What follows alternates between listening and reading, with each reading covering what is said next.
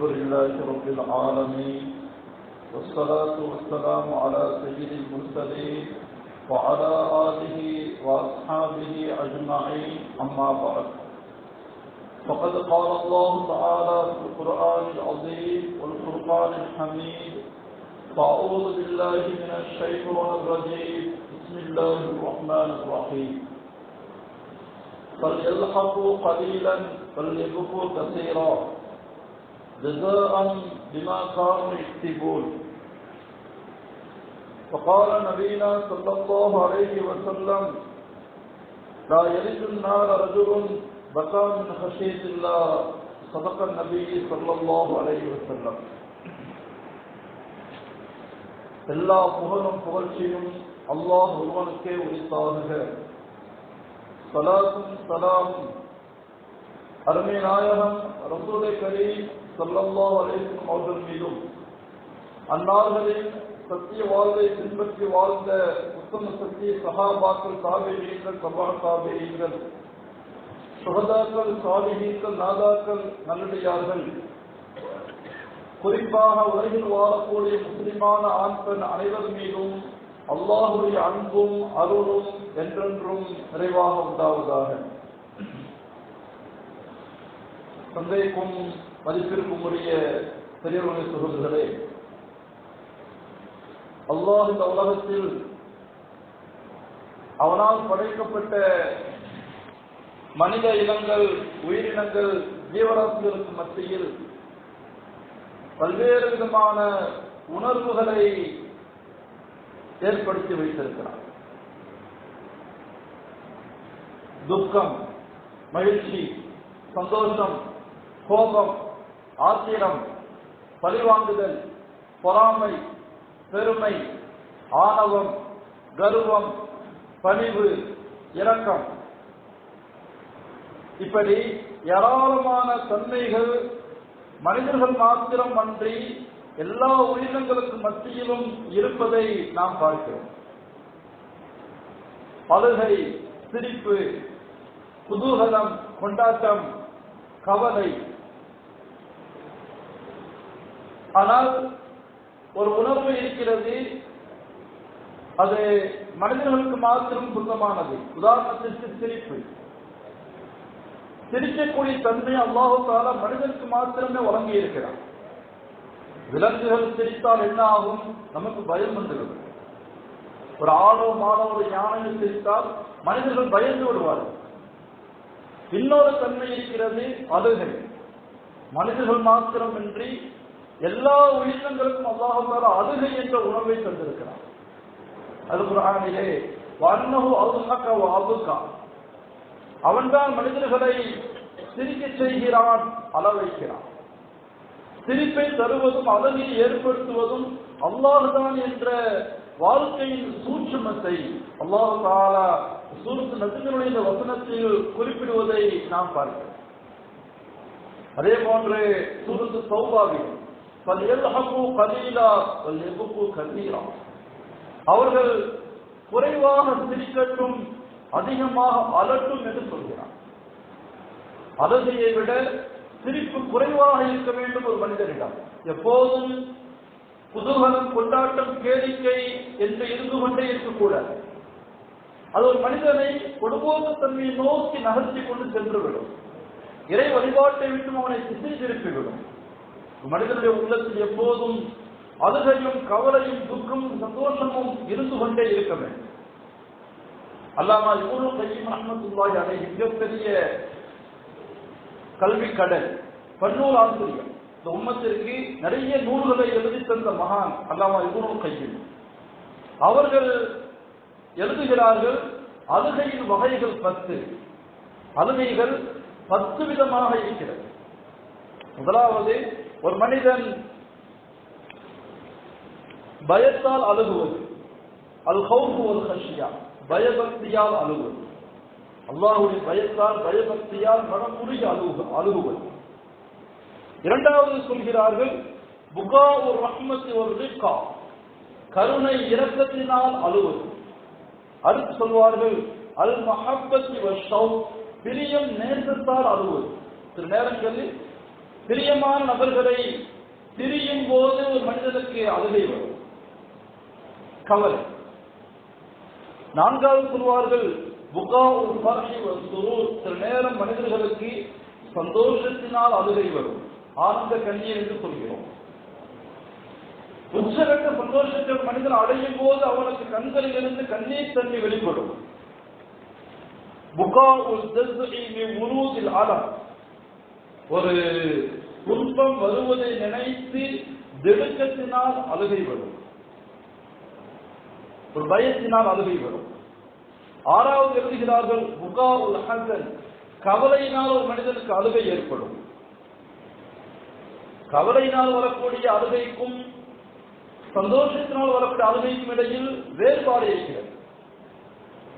அறிஞர் பெருமக்கள் சொல்லித் தருகிறார்கள், ஒரு மனிதனுக்கு கவலை என்பது கடந்த காலத்தை நினைத்து இப்படி ஆகிவிட்டது என்று நினைத்து அவன் அழுகிறான். அப்படி அழுகும் போது வெளிப்படக்கூடிய கண்ணீர் என்பது சூடாக இருக்கும், அவனுடைய உள்ளத்தில் கவலை இருக்கும். ஆனால் சந்தோஷத்தில் ஒரு மனிதன் அழுகும் போது அதனுடைய கண்ணீர் குளிர்ச்சியாக இருக்கும், அவனுடைய உள்ளத்தில் மகிழ்ச்சி இருக்கும். இப்ப கவலையினால் ஏற்படக்கூடிய கண்ணீருக்கும் சந்தோஷத்தினால் வரக்கூடிய கண்ணீருக்கும் இடையில் வித்தியாசம் வேறுபாடு இருக்கிறது. அதைத்தான் குர்ஆன் சொல்கிறது, உங்கள் குழந்தைகள் உங்களுக்கு நீங்கள் பிடித்த மாதிரி வாழும் போது உங்களுக்கு கண் குளிர்ச்சியை ஏற்படுத்துவார்கள். குர்ரத்து ஐன் இந்த வார்த்தையை குர்ஆன் சொல்கிறது. கண் குளிர்ச்சி எப்போது ஏற்படும்? தான் விரும்பும் வண்ணம் தன் பிள்ளைகள் வாழ்க்கை அமையும் போது அந்த பெற்றோர்களுக்கு ஆனந்தத்தில் கண்ணீர் வெளிப்படும். அதைத்தான் ஆனந்த கண்ணீர் என்கிறோம், மகிழ்ச்சியினால் சந்தோஷத்தினால். அந்த கண்ணீர் குளிர்ச்சியாக இருக்கும், உள்ளத்தில் சந்தோஷம் இருக்கும். ஏழாவது சொல்வார்கள் புகாஉல் ஹௌரி வல் ஸுஃப். பலகீனமான ஒரு அழுகை, தன் உடல் அல்லது மனதின் பலகீனத்தின் காரணமாக ஒரு மனிதனுக்கு அழுகை ஏற்படும். எட்டாவது எழுதுவார்கள் புகாஉன் நிஃபாகி. நயவஞ்சகத்தனமான அழுகை, அதாவது போலியான அழுகை.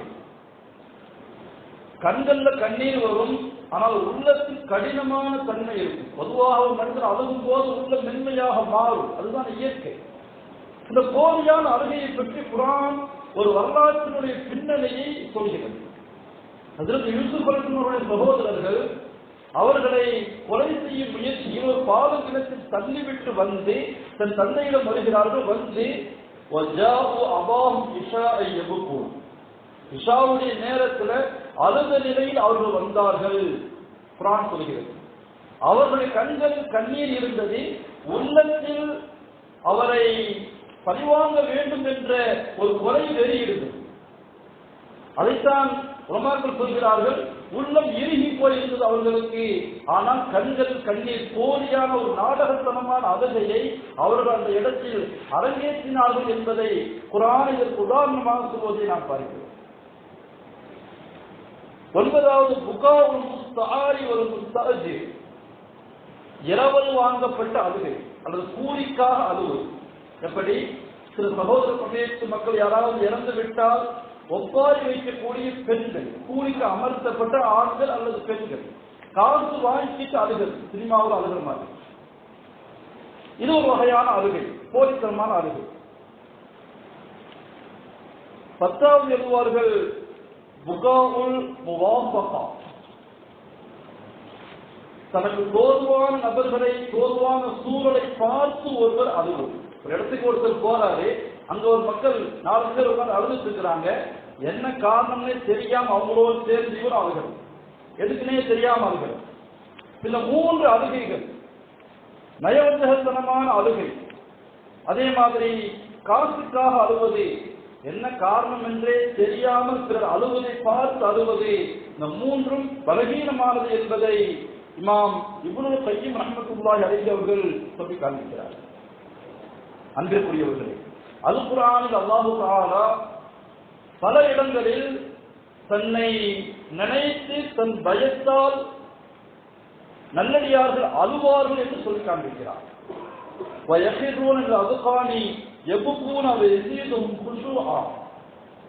நல்லடியார்கள் அல்லாஹ்வை பயந்து பணிந்து சஜிதாவில் அழுத நிலையில் விழுவார்கள். அதன் காரணமாக அல்லாஹ் அவர்களுடைய உள்ளத்திலே பயபக்தியை அதிகப்படுத்துவான் என்று நல்லடியார்களை பற்றி அருள்மறையில் அல்லாஹ் தஆலா சொல்லி காண்பிப்பதை நாம் பார்க்கிறோம். பெருமானார் ஸல்லல்லாஹு அலைஹி வஸல்லம் அவர்கள் ஒரு ஹதீஸிலே சொல்வார்கள், நாளை மறுமை நாளிலே அர்ஷுடைய நிழலை தவிர எந்த நிழலும் இல்லாத ஒரு மஹ்ஷருடைய பெருவழியில் 7 மனிதர்களுக்கு அல்லாஹ் தஆலா அர்ஷுடைய நிழலில் இடம் அளிப்பான். அதில் ஒருவர் வரஜுல் ஸக்கரல்லாஹ் ஹாலியன் ஃபஃபாலத் ஐனாஹு, தனிமையில் அல்லாஹ்வை நினைத்து ஒரு மனிதருடைய கண்கள் கண்ணீரை சிந்தும். அல்லாஹ்வுடைய பயத்தால், அல்லாஹ்வுடைய அச்சத்தால், அல்லாஹ்வின் மீதுள்ள அவருடைய பேராற்றலை நினைத்து வருந்தி உருகி ஒரு மனிதர் கண்ணீர் சிந்துவார்.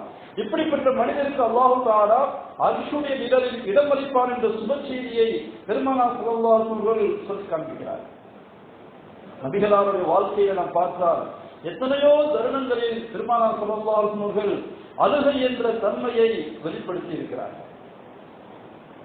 ஹஜ்ரத் இப்னு மஸ்ஊத் ரலியல்லாஹு அன்ஹு சொல்றாங்க, ஒரு முறை ஸல்லல்லாஹு அலைஹி வஸல்லம் சொன்னாங்க, குர்ஆன் நீங்க ஓதுங்க.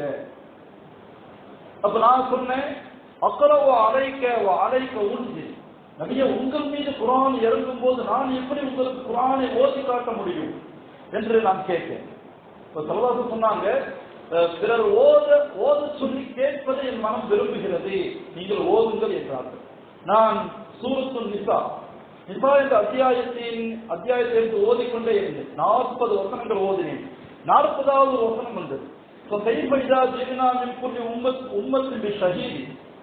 நபியே ஒவ்வொரு சமூகத்திற்கும் இந்த உலகத்தில் நாளை மறுமையில் அவர்களுக்கு எதிராக ஒரு சாட்சியை நாம் கொண்டு வருவோம்.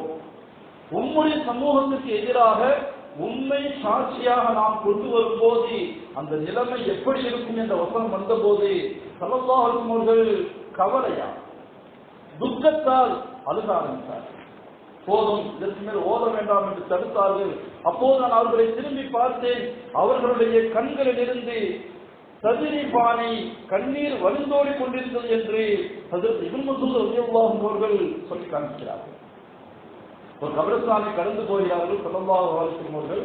ஒரு முஸ்லிமானவர் இறந்து விட்டால் அவருக்காக கபர் தோண்டப்பட்டுக் கொண்டிருக்கிறது. பக்கத்திலே போனார்கள். போய் அங்கு நின்று அந்த மையத்தை பார்த்து கொண்டே சொன்னார்கள், என்னுடைய சகோதரர்களே, இந்த இடத்திற்கு வருவதற்காக நீங்கள் உங்களை தயார்படுத்திக் கொள்வீர்கள். அழுது கொண்டே சொன்னார்கள். பல நேரங்களில் தொழுகை அப்துல்லாஹ் இப்னு ஷிஹீர் ரலியல்லாஹு அன்ஹு நஸீ ஷரீஃபில் வரக்கூடிய அறிவிப்பு, நான் பெருமானாரிடம் வந்து அவர்கள் தொழுது கொண்டிருந்தார்கள்.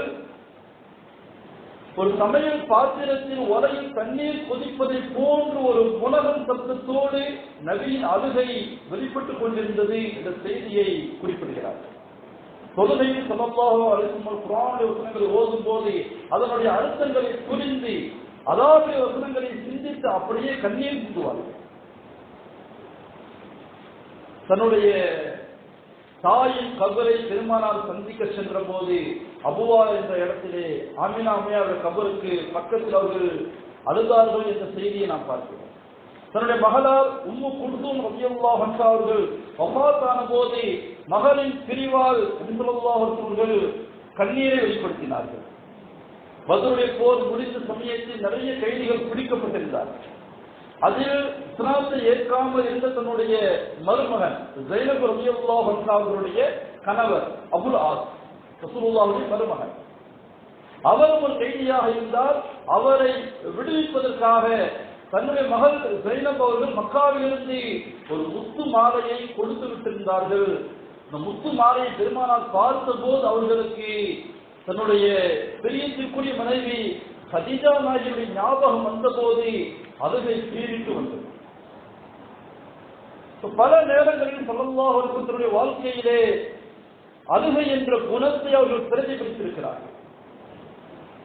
தன்னுடைய வாழ்க்கையின் இறுதி காலத்தில் ஹிஜ்ரி 10ஆம் ஆண்டு தனக்கு பிறந்த மகன் இப்ராஹிம் ரலியல்லாஹு அன்ஹு ஒரு 14 மாசம் ஆச்சு அவர் பிறந்து, சின்ன கை குழந்தை. அவர் இறந்த போது ஸல்லல்லாஹு அலைஹி வஸல்லம் அவரை கையில் வாங்கி முத்தமிட்டு முகர்ந்து அழுதார்கள். பக்கத்துல சஹாபாக்கள் ஒருத்தர் அப்துல் ரஹ்மான் அவங்க கேட்டாங்க, ரசூலுல்லாஹ் என்ன நீங்களே அழுகிறீங்க, அல்லாஹ்வுடைய தூதராக இருந்து நீங்களே அழுகிறீங்களே. ரசூலுல்லாஹ் சொன்ன வார்த்தை ரொம்ப கவனமான ஒரு வார்த்தை. கண்கள் கண்ணீரை சொல்கிறது, உள்ளத்தில் கவலை இருக்கிறது. ஆனால் அல்லாஹ்விற்கு பிடிக்காத வார்த்தையை ஒருபோதும் நாம் சொல்ல மாட்டோம். ஒரு முஸ்லிமுடைய வாழ்க்கையில் எவ்வளவு பெரிய சோகம் ஏற்பட்டாலும், கவலை துக்கம் ஏற்பட்டாலும், ஷரியத்திற்கு மாற்றமான முரணான ஈமானுக்கு எதிரான வார்த்தைகளை அவர் வெளிப்படுத்த மாட்டார். துக்கமும் சந்தோஷமும் அல்லாஹ் தரக்கூடியது. அள வைப்பதும் சிரிக்க வைப்பதும் அல்லாஹ் தான். ஒரு மனிதன் அழுகை என்பது இரக்கத்தின் அன்பின் கவலையின் வெளிப்பாடு. ஒப்பாரி வைத்து கூச்சல் போட்டு சட்டையை கிழித்துக் கொண்டு கன்னத்தில் அறைவது மார்க்கத்தில் தடுக்கப்பட்டிருக்கிறது. சப்தம் இல்லாமல் கண்ணீரை சிந்துவது மார்க்கத்தில் அனுமதிக்கப்பட்டிருக்கிறது. பெருமாள் அதை செய்திருக்கிறார், அது வரவேற்கத்தக்கது. துக்கம் குறையும், அழுகையின் மூலமாக கவலைகள் குறையும். அல்லாஹ்விற்கு முன்பாக நாம் அழும் போது நம்முடைய பாவங்களிலிருந்து நாம் மீண்டு வருவதற்குண்டான வாய்ப்பும் சந்தர்ப்பமும் ஏற்படும்.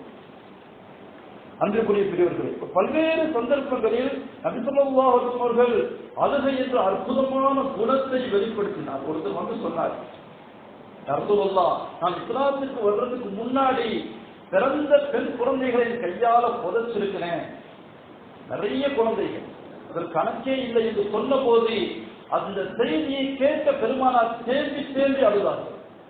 பச்சிலம் குழந்தையை இந்த பாவமும் அறியாத குழந்தைகள் எப்படி புதைப்பதற்கு உமக்கு மனசு வந்தது என்று கேட்டார். நபியின் வேதனையான குரல், யாரோ ஒரு குழந்தை யாருக்கோ பிறந்தது, எப்போதோ நடந்தது. ஆனால் நபி அதை சிந்தித்து அதை உள்வாங்கி அதனுடைய கவலை அவர்களுடைய கண்களிலிருந்து வெளிப்பட்டது. சமூகத்தில் பெருமானாரின் அழுகை பல்வேறு சந்தர்ப்பங்களில் சஹாபாக்களுக்கு மத்தியில் ஒரு பெரிய மாற்றத்தை மறுமலர்ச்சியை ஏற்படுத்தியது என்று சொல்லலாம். பெண் குழந்தை பிறப்பதை கேவலமாக கருதிய ஒரு காலம். பெருமானார் ஸல்லல்லாஹு அலைஹி வஸல்லம் அதை பல நேரங்களில் உணர்வு பூர்வமாக அணுகினார்கள். பல விஷயங்களை உணர்வு ரீதியாக அணுகினார். இஸ்லாம் என்பது ஒரு ஈரமான மார்க்கம். எல்லா சந்தர்ப்பங்களும் அது மனிதர்களுக்கு அன்பான இரக்கமான பல விஷயங்களை போதிக்கிறது. வீட்டுக்குள்ள நுழையிறப்போ வலதுகால வச்சு போறது இது ஒரு சடங்கு சம்பிரதாயம் அல்ல, இது ஒரு சுன்னத்து.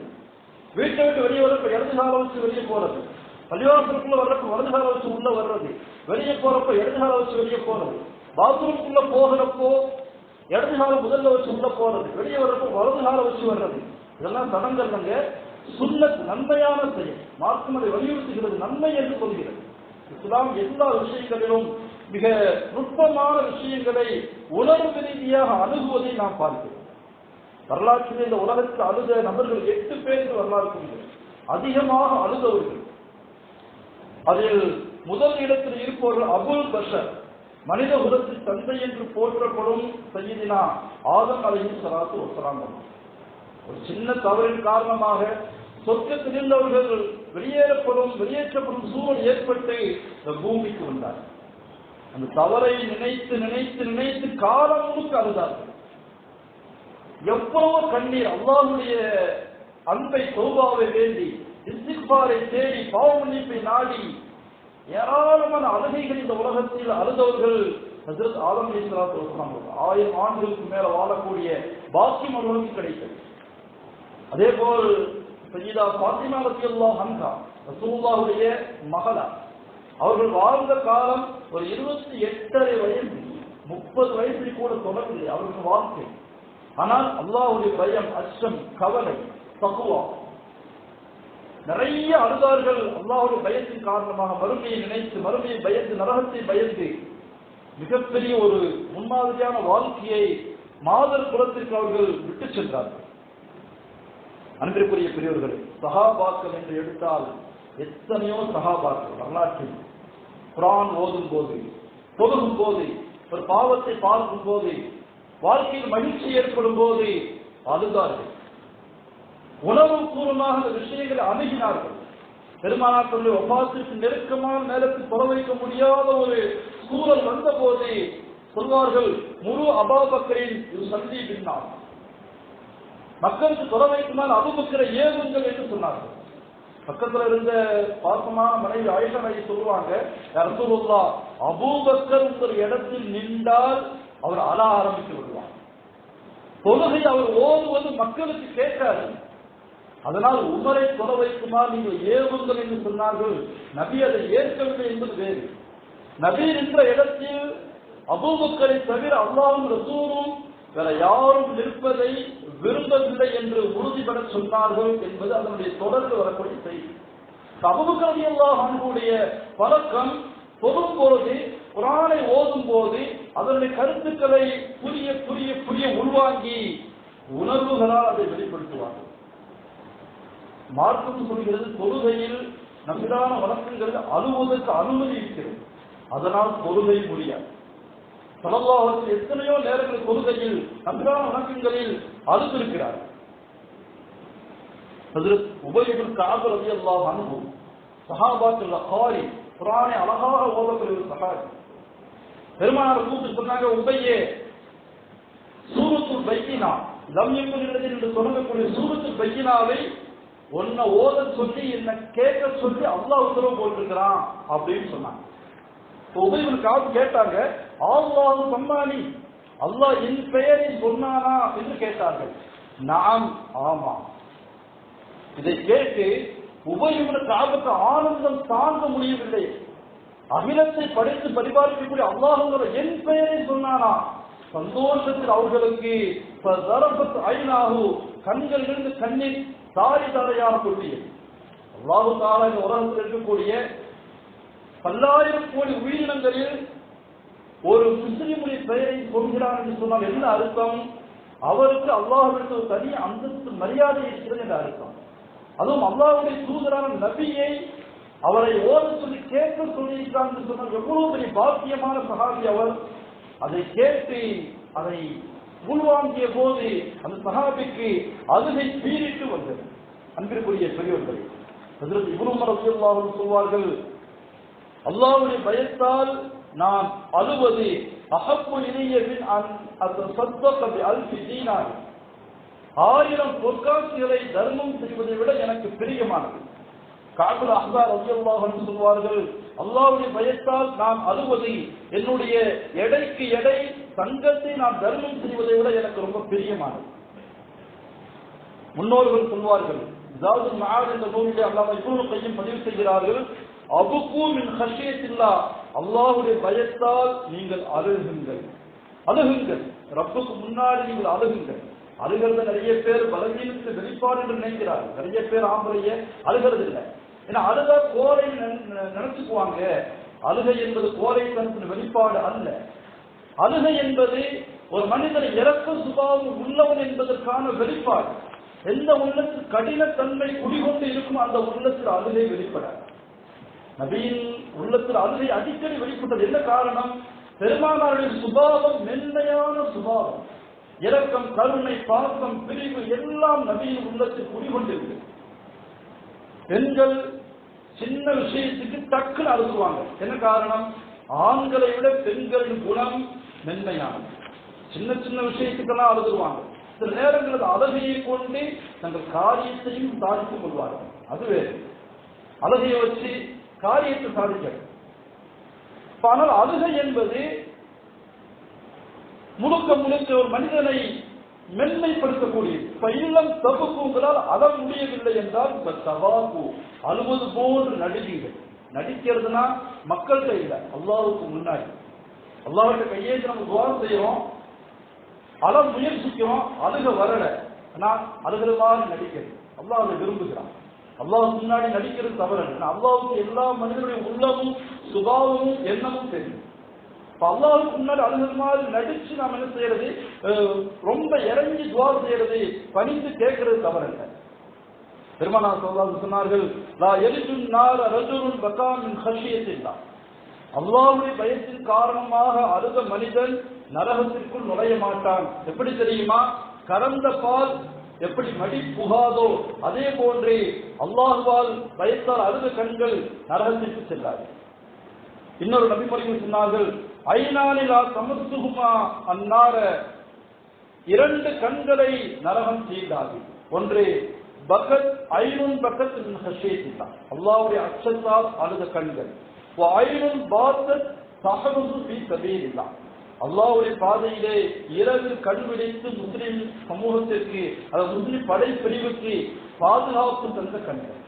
எல்லா நேரங்களிலும் நாம் துஆவிலே தனிப்பட்ட முறையிலே அல்லாஹ்விற்கு முன்பாக அழுது நம்முடைய அடிமைத்தனத்தை வெளிப்படுத்துவது, அழுது மன்றாடி அல்லாஹ்விடம் துஆ செய்வது, தேவைகளை கேட்பது, பாவமன்னிப்பு தேடுவது, அதை கொண்டு அல்லாஹ் நம்மீது இறக்கப்பட்டு நம்முடைய தேவைகளை பூர்த்தி செய்வதற்கு இந்த அழுகை ஒரு காரணமாக இருக்கும். அன்பான பெரியவர்களே, நம்முடைய வாழ்க்கையின் பல்வேறு நிலைகளில் அழுகை என்ற அந்த உன்னதமான பண்பை, அழுகை என்ற மகத்துவம் மிக்க அந்த பண்பை அல்லாஹ்விற்கு முன்பாக வெளிப்படுத்தி நம்முடைய தேவைகளை முழுமையாக கேட்டு இந்த உலகத்தில் மகிழ்ச்சியோடு வாழக்கூடிய நல்ல தௌஃபீக்கை வல்ல ரஹ்மான் நம் அனைவருக்கும் நசீபாக்கி தருவானாக. வாஹிரு தஅவானா அல்ஹம்துலில்லாஹி ரப்பில் ஆலமீன். அஸ்ஸலாமு அலைக்கும் வரஹ்மத்துல்லாஹி தஆலா வ பரகாத்துஹு. சுன்னத்துல்லாஹி சுன்னத்துல்லாஹி.